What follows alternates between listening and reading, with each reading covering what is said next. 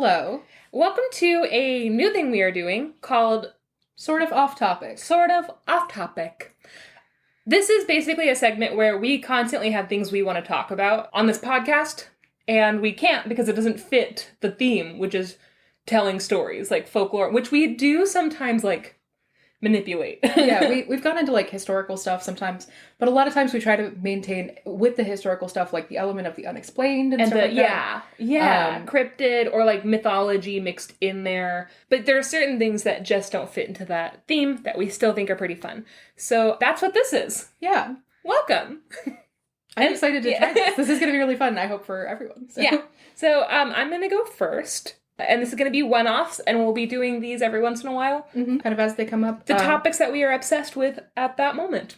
And I think for these are going to be, one person telling a story as opposed to our normal podcast episodes where we each tell each other a story. So if you want a little, kernel mm-hmm. of... if you want a little nugget. of us talking to each other, we're going to go ahead and give you that little nugget. Get your fix. Yeah, get your fix of hanging out with Janey and Max. Hang out with us. So the thing that I am obsessed with this week and every week, because I am working on a book on Greek mythology, is specifically feminism in ancient Greece. Mm-hmm. Or just how women were living in ancient Greece. Because the more I research these myths, and as I'm rewriting them, I'm retelling them, mixing a bunch of sources and stuff like that, I'm realizing I don't know why these myths are there. They don't happen in a vacuum. People don't just make them up because they're bored. Especially ancient Greek mythology, it comes up out of what was happening at the time, what they needed to be explained.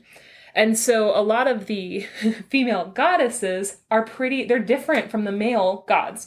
They just are. The male deities and the female deities seem to be treated differently. They're living by different sets of rules. And the more I study it, the more I'm I need to know why the fuck this is. Mm-hmm. So I want to talk to you today about women in ancient Greece, specifically in Athens, where a lot of these stories were coming from.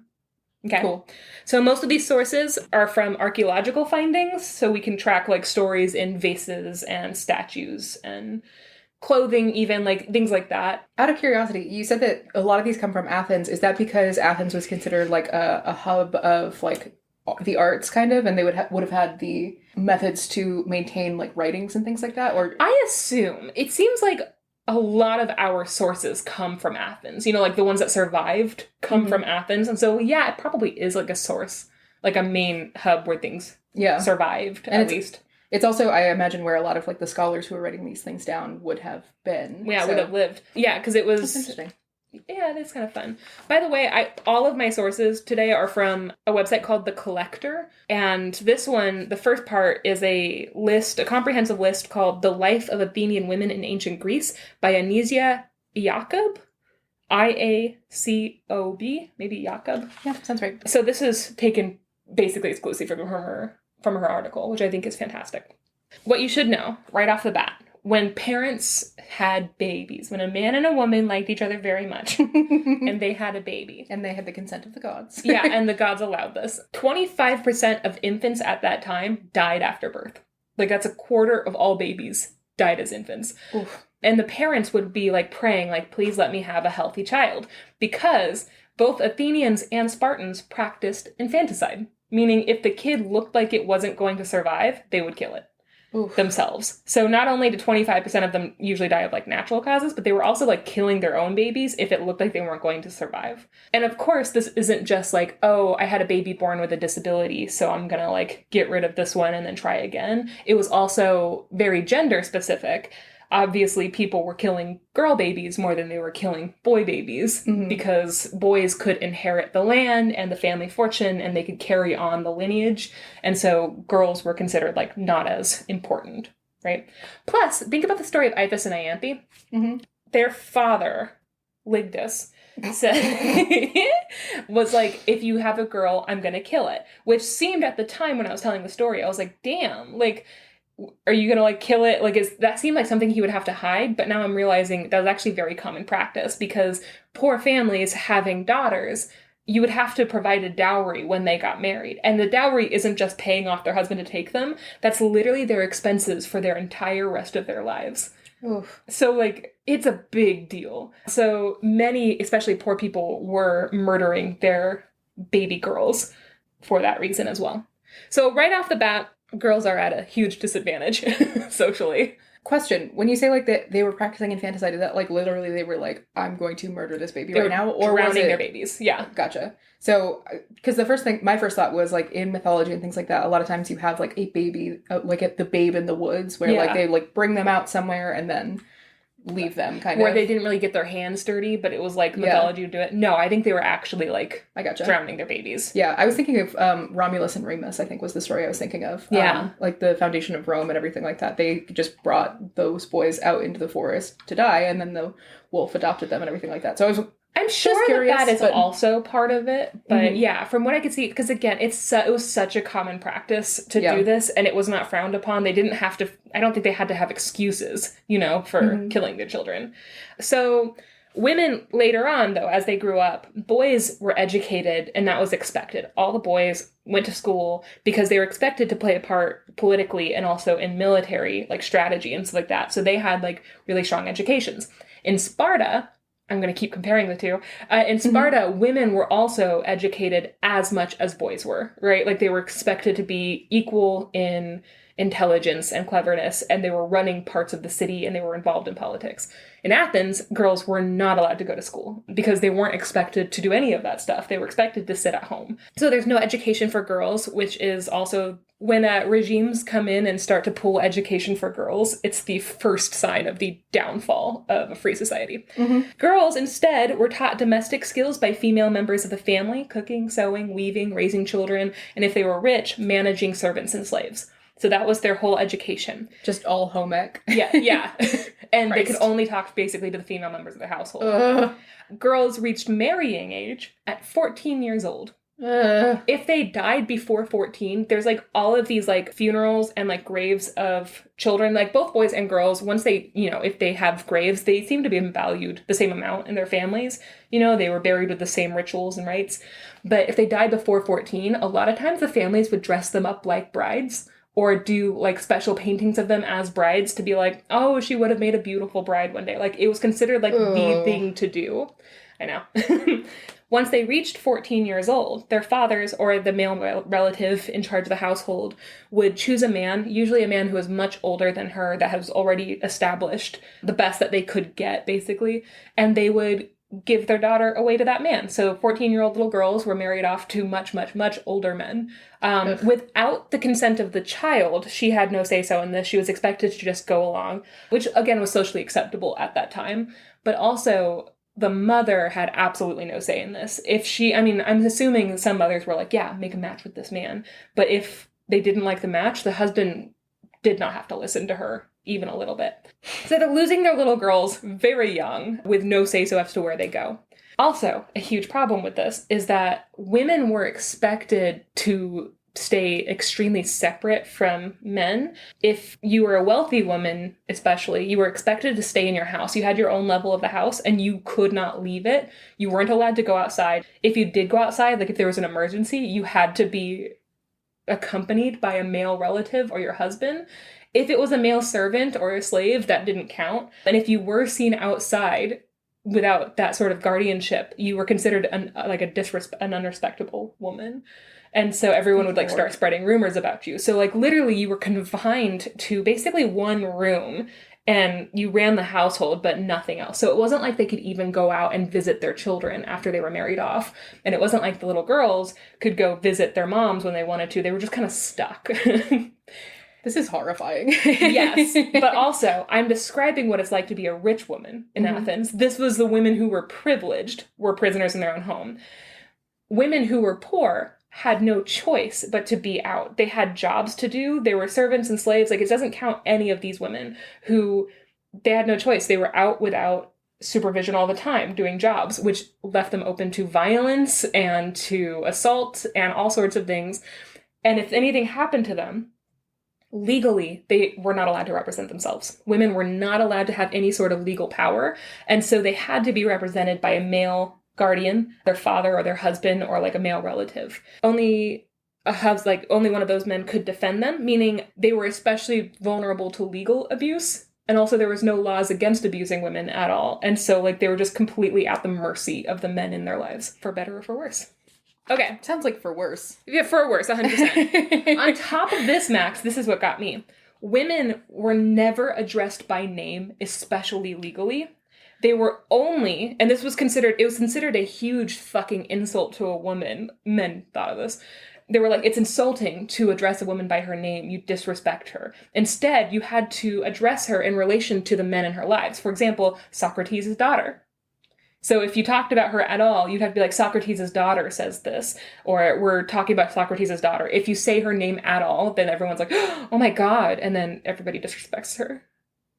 Good Lord. Yes. Women, the perfect woman was invisible. That's the perfect Athenian woman was an invisible woman who was never seen, never talked about, never made a fuss, never did anything except stayed in her house and produce children. I know that there are a lot of very, very valid criticisms of A Handmaid's Tale and the way that it depicts women and society, and especially white the way that women. Also, especially the fact that it makes sort of a like, ooh, sci-fi dystopia out of like the real lived experiences of women and especially women of color. Yeah. But that sounds like literally this. Like, it's literally you're being addressed by a husband or father's name, and there's still like the castes of society and these really rigid rules about like who can be alone where and when and with whom and all that kind of stuff. It is extremely similar. Extremely It makes similar. you wonder if Margaret Atwood kind of pulled a little bit from Entirely possible. Yeah.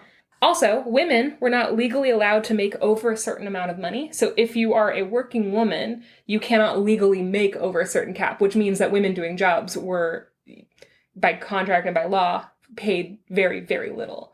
And they were also legally not allowed to spend a lot of money. So their dowries, I mentioned, is their money. Their husband's actually legally not allowed to touch that money.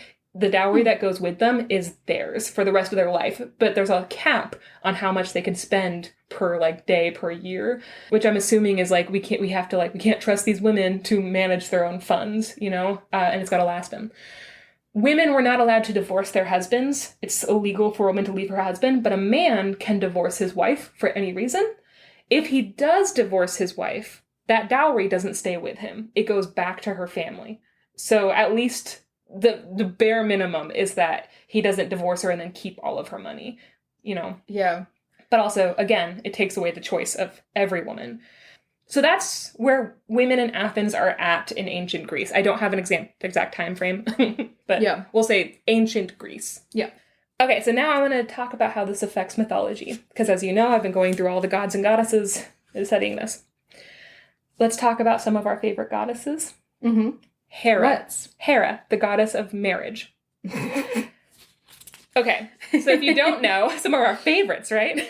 If you don't know, Hera is the goddess of marriage, and she's also Zeus's seventh wife and his sister. So this happens a lot. You have to get over this. I always say this in my lives.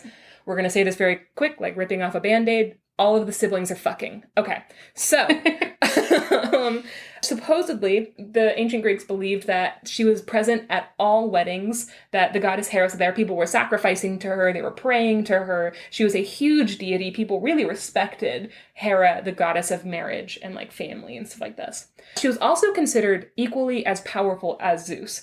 She was a extremely powerful goddess. She was the queen of all gods. So just by like viewing her, she was like kind of a badass, right? Mm-hmm.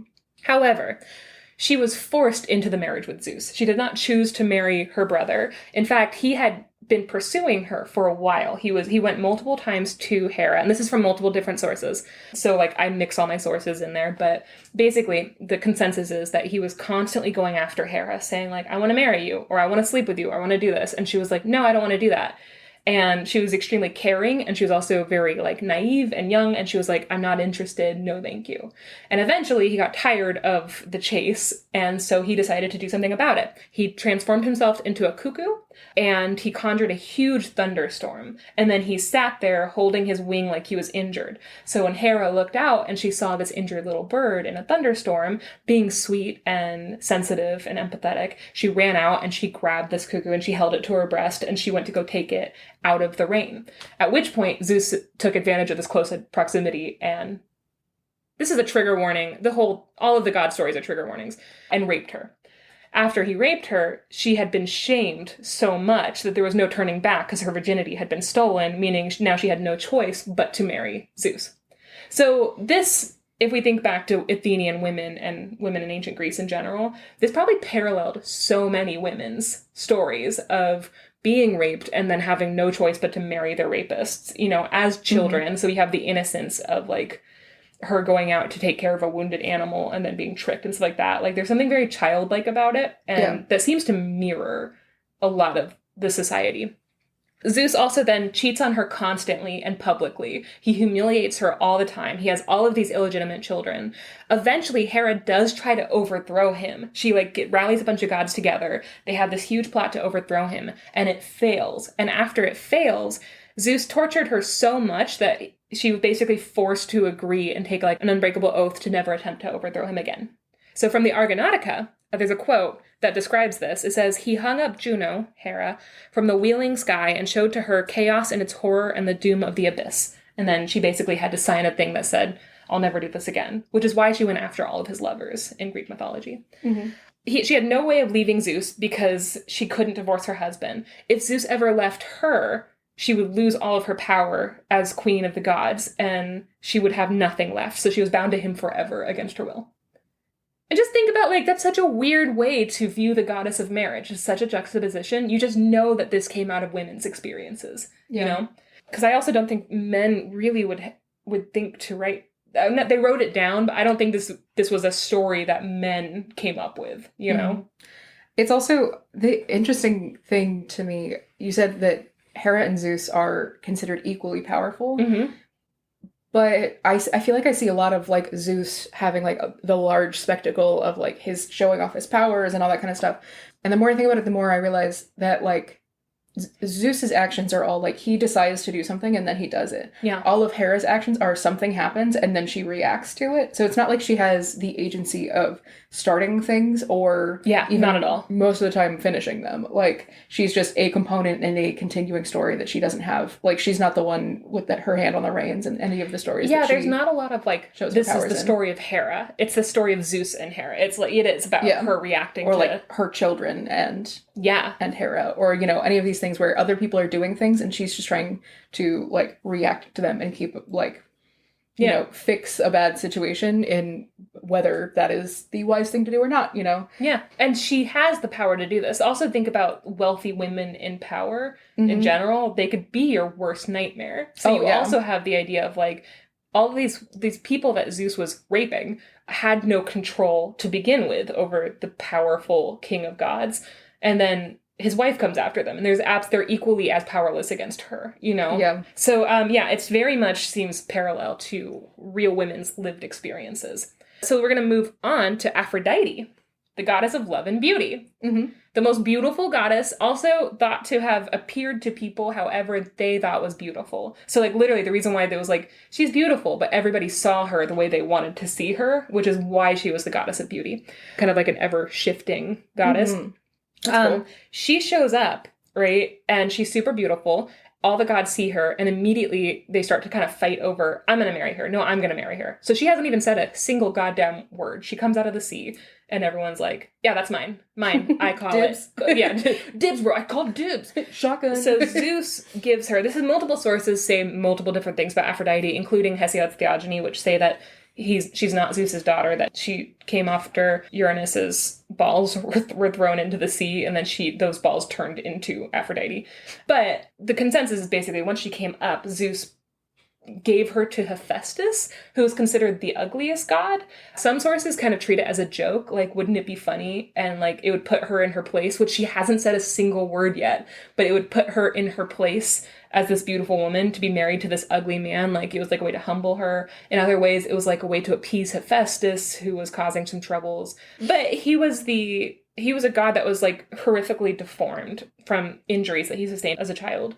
And so he was given Aphrodite. He didn't do anything to, woo her. It had nothing to do with her. She was given as property to this guy.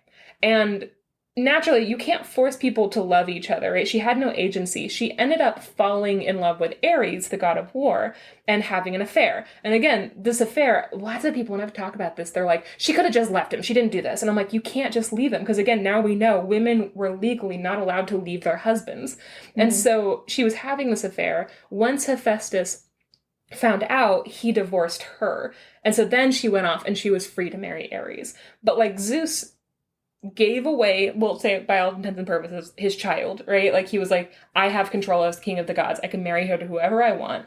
And then it didn't work, and it caused everybody so much pain and suffering, and the only way she could get out of it was by getting Hephaestus to divorce her.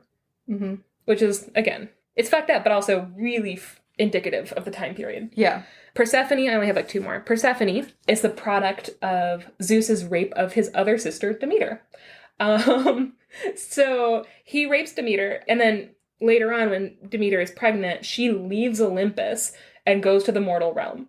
She does this to keep Persephone away from the gods, specifically her brothers. She doesn't want this girl around any of these people, and that's really fucking reasonable and smart. Why would you stay there? And so Persephone is living a peaceful, happy life in the mortal realm. She's never had a care in her life. She's a little girl running around barefoot. And one day Zeus tells Hades, hey, you should marry my daughter. There's a lot of different sources on this too, but for all intents and purposes, he just goes up to Hades and he says, marry my daughter. She's down in the mortal realm. And he gives him permission to kidnap Persephone when Demeter's not looking. Because that's the only way they're going to get Persephone away from Demeter. Because she's such a powerful goddess, it would cause a huge fight. Mm-hmm. And so Hades takes Persephone away, reflecting immediately how many fathers gave away their 14-year-old children without the mother's consent, right? Yeah. And how the mothers never saw them again. So Persephone being taken to a land where she is not allowed to go is so freaking, like, it's just a parallel. It's a 1-to-1 parallel of mothers and motherhood in Athens. Which also makes me I'm working on the Hades and Persephone story right now. It makes me really emotional to think about how important the ending of that story is to Athenian women. Of like, she eventually is so powerful that she's able to get her daughter back for even half the year. Was like, imagine Athenian women hearing that story. Like, again, it didn't come out of the vacuum. It comes out of lived experiences. And then finally, Athena. Not my favorite, right? She's Zeus's favorite daughter. She definitely is a goddess who, in all her mythology, benefits from the privilege of being Zeus's favorite child. She's considered the wisest god in the entire pantheon. She's wiser than Zeus. She is not exempt to the patriarchy. Everything she does, she has to clear with Zeus. She's constantly told no by Zeus, even though, again, she's the wisest god in the entire mythology. She does not have agency outside of Zeus. And we also see Zeus punish Athena early on in her childhood by basically tricking her into killing her best friend / maybe her lover, Pallas, and her whole personality changes after that. So like, just none of the goddesses are exempt from the patriarchy. So yeah, that's some overview of feminism, and maybe not even feminism, just women's rights in ancient Greece and the mythology that sprang forth from it. Athena specifically also, I feel like, just especially in terms of like the idea of like her agency being derived from Zeus, I can't think of, and if you can, let me know, but I can't think of an occasion where she is anything but aggressively obedient to him. Yeah. Like everything comes back to her honoring Zeus. Yeah, she's always obedient to him. And I think that that's part of why she's his favorite, is because of that idea of like, you know, when it comes down to it, she's always going to be on his side against other women, against, you know, her friends, against her siblings. Like, yeah, she's always going to come down on his side because that's where, you know, she has no alternative. And it also kind of shows you, too, if we're thinking about that, not necessarily about the women, like the femaleness of it all. Because, again, if any god could be non-binary, it would be Athena. But he specifically hates Ares so much, his son with Hera, the god of war. He was there before Athena, and Zeus hates him so much, he actively says it all the time. He goes out of his way to humiliate Ares. Ares is abused by all the gods, but especially Zeus, from moment one of his birth, which is also a huge thing in the story of him and Aphrodite, is the first time anyone was ever nice to him was Aphrodite, who was also so lonely because she was in this forced marriage that she couldn't get out of. And so you look at that, but also Ares wasn't blindly obedient to Zeus, you know, and Athena was. She came out of his head. Also, like, he probably felt a personal connection because he literally kind of birthed Athena himself. Yeah. So he's like, yeah, this is part of me, whereas Ares is not. But yeah, it's pretty rough, but it's the patriarchy. I read a post somebody had posted. I read it on Instagram, but I think it was a tweet, and I'm not going to remember who did it, so I apologize. But they said basically that when people are upset by Greek mythology, they really shouldn't be. Like, the idea of getting upset by this in today's context doesn't really make sense, because they said Zeus being a rapist and abusing his power, that's what kings do. That's what men in power who are unchecked and super rich, that's what they do. So, like, people are writing these stories from lived experiences. They're like, are you mad that Hades kidnapped Persephone? That's what death does. It takes children, and it's not fair, and it takes them somewhere else where you can't follow. And then they're like, are you mad that any of this stuff happens? You can kind of track it into what they were explaining in their heads. Mm-hmm. But I also think that looking back at how women were living is a really, really good tool to understanding these myths. I think that this is just me being aggressively leftistly politically minded, but the idea of like the Athenian democracy being the early basis for American democracy, I don't think is a point that should be lost, because like the way Athenian democracy, the idea of like women aren't citizens, people who are poor aren't citizens. Yeah. Like they're not people, they don't get a vote. The only people who get a vote are the people who we decide matters. And also that like connection of mythology to the politics, where it's like, oh, well, the gods don't want you to do this, so you can't. Yeah. That like the legalization of mythological rules and that connection of the church and state, I think is like the American democracy was based partially on like Athenian democracy and partially on Roman democracy later. Mm-hmm. But the fact that it comes from these deeply misogynistic, classist, roots, racist, I don't think is I don't think that it's going too far to say that there is a very clear through line in the way that things are designed. Specifically, the way that they build the structures of power is built on foundations of the people whose backs they've crushed. Yeah. And it basically only really benefits one type of person, mm-hmm. the wealthy man. Yep. There's also the idea that part of the reason why women had no say-so and why the poor don't have any say-so, right, in politics is because there was this huge emphasis on very educated, like, open-minded individuals are here, but they are actively preventing women and the poor and slaves and servants from being educated. It's mm-hmm. against the law to educate them. So it's like, you don't actually believe that they can't have a spot. You don't want them to have a spot. And you make that very clear by preventing them from learning. And by setting up these societal rules that are impossible for them to overcome. Because again, it's not like they can go out and spread the word in these like anarchist messages, because they're not allowed to be outside. Just every moment of the day being like watched and monitored and everything mm-hmm. like that is, that is one of the most basic, the way that society falls apart, is like if you prevent people from conversing between classes, between people talking about their experiences of being oppressed, any kind of prevention of that conversation is because if people had the power to have that conversation, and if they had the power to like work together and like come up with solutions, mm-hmm. then it would turn the society as it is designed on its head, and they would actually be able to make material change. So those divisions of, like, oh, you can't be educated, you can't talk to other people. The only reason to do that is if you're afraid of what happens when they do. Yeah, 100%. Also, just really quick, just so you know how insidious this is, because again, this doesn't happen like you don't wake up one day and it's like this, right? Mm-hmm. I read a thing that said there was a ceremony for Artemis, the virgin huntress. So this doesn't even make sense for what we know as Artemis today, right? But there was a ceremony where they would have this basically like a play put on by children all across, right? It was like a celebration for Artemis the huntress. And little girls between the ages of like 7 and 14 would be chosen to be what translated to little bears, which I think is cute. And they would basically, in this play, they would run around and act like wild feral animals.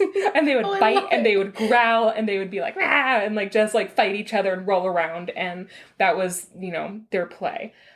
The ending of this play was that they were eventually captured, hunted, and then domesticated by marriage. And the ending of it was that after running around as these little bears, they were turned into perfect brides. And they did this every year, and it was an honor to be chosen to be one of these little bears from 7 years old to 14, which was the year that these girls were married off. And so, like, you don't wake up and think, like, oh my God, suddenly, like, I'm being married off. This is crazy. It's they have been trained for this since they were so little, and they've been told it's such an honor, and like you're so lucky, and like your husband is going to be so old. Aren't you excited? So yeah, it's pretty impossible. The second version, where the list of gods and stuff like that and the discussion comes from also The Collector, online resource, The Tragedy of Greek Goddesses, Feminism in Ancient Greece by Bethany Williams. She also makes the point to say, we don't have any sources from women. So like we can speculate all we want. We can put our 2022 goggles on while we're talking about this stuff, but there's not one single source from a female writer that talks about this society at this time. You can talk about Sappho all you want. She writes beautiful poems, and I love Sappho, but it's not coming from the same place, and it's not coming from the same time period. So at this time period, we don't know how women were reacting, or how they thought, or if they did try to fight, or if anything happened. You know, so we have to kind of interpret it from what we know from men writing about it. Yep. But we can use the goddesses. I think that's like the perfect way to get our in of how people were thinking about it. Because again, men may have written these down and popularized them, but women, I think, were the ones coming up with these stories around the fire and telling their children. Yeah. Especially the stories about the goddesses. Because like, you know, as like we were talking about, like all of the stories about Hera are stories about Zeus, and like, she's a jealous bitch, and like all that kind of stuff. And I think that is in equal parts written by men who are like, this is the only thing that a goddess of marriage who is a wife would do, but also women, you can't tell a story that's just about Hera, you know? Yeah. Which is, I think I do think that that's very indicative and terrifying. Anyway, so that's sort of off topic. Oh, that was a bummer, man. That was a bummer one, but I am obsessed with it. Guys, we're going to be doing some more fun ones. But maybe not. I really want to do the story of Pocahontas. And that's the worst one. Okay, you do the bummers, I'll do the fun ones. Yeah, I'll be the fun aunt. Guys, so if you liked this, we will be posting these on our brand new Patreon. Yeah. Sort of the story on Patreon. If you follow us for a low amount, we have not decided yet. You can find out more about it, though. We'll have it linked on all of our social channels, so you can go there and check it out, find out. It's just a couple of dollars a month that helps support us and helps us pay for our bills. Our podcasting bills, and also our being alive and being able to buy books bills. Yeah, it's mainly the being able to buy books, because that's the main source of expenses. But yeah, so if you want more of these little things, we'll be posting them on our Patreon. So yeah, thank you guys. Yeah. We love you. Have a great week. Bye. Bye.